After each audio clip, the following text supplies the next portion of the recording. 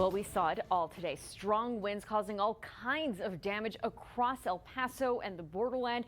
Trash bins on the roads, even hanging on power lines, downed trees and poles, you name it. We've been warning you about today's winds for days. It's why we issued an ABC7 First Alert over the weekend.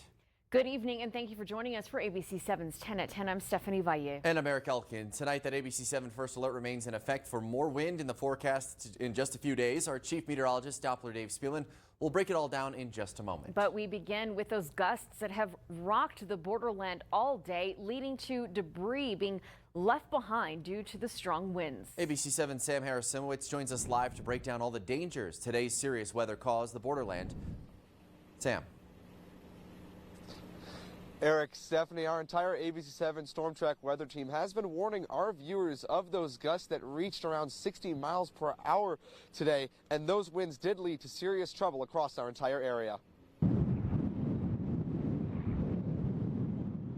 Powerful gusts ripping across the entire borderland, leading to problems for drivers with dust blowing across I-10, making it harder to see. Residents in a nearby RV park had to take extra precautions for their safety. We put the stands, we level it out, put the stands on there, and then with this heavy wind inside here, it feels like a little bit like a roller coaster, but it doesn't really move. It's just on the suspension of the trailer.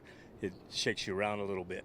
The heavy gusts damaging electric poles, even bringing down power lines, causing several areas to deal with power outages. The winds also causing debris to be scooped up in the air like this trash bin that somehow was blown into electrical lines. We spoke to residents in the Northeast El Paso neighborhood sharing their shock when they saw the bin tangled up more than several feet in the air. Kind of ran outside and looked up and hey, there it is. There's a trash can up hanging in the wires.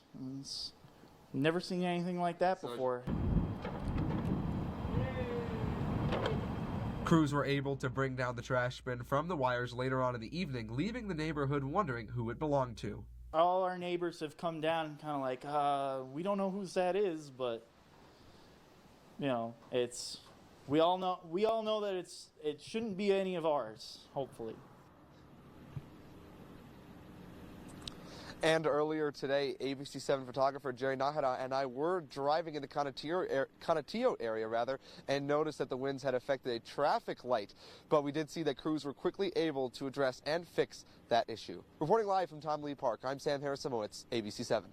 All right, thank you, Sam. And as we said a moment ago, we remain under an ABC7 First Alert because the strong winds are making a comeback this weekend. Here's your first forecast from Chief Meteorologist Doppler Dave Spielman. Doppler. Yeah, you know, right now the winds still have a bit of a bite to it. If you look at the wind gusts that are developing yet across the area, up in the mountains, up in Ruidoso, we're seeing the strongest winds. But at least here in town, we're not seeing any extreme gusts like we had, you know, this afternoon and early on tonight. But we have enough of a breeze out here, and temperatures have cooled down behind the front that moved through. So the winds still have a bite to it. But yeah, this coming Sunday, you know, we expect the winds to be quite strong again, likely to have some blowing dust and sand in the forecast.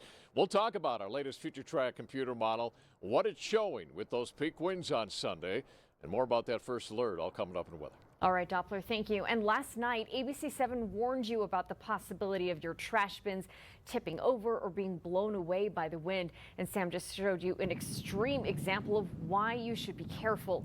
But this can also happen, and it can be dangerous. Take a look at your screen. ABC7 saw several trash bins on a road in Sunland Park. Many cars and vehicles were almost hit as the winds were dragging them across the street. Sometimes they were almost hitting the bins themselves. Tomorrow, Gadsden Middle School students will have online classes because of this. The strong wind damaged part of the school's roof. You can see it ended up lifting off of the building. Gadsden ISD says crews were not able to repair it right away because of the winds have been strong enough throughout the day.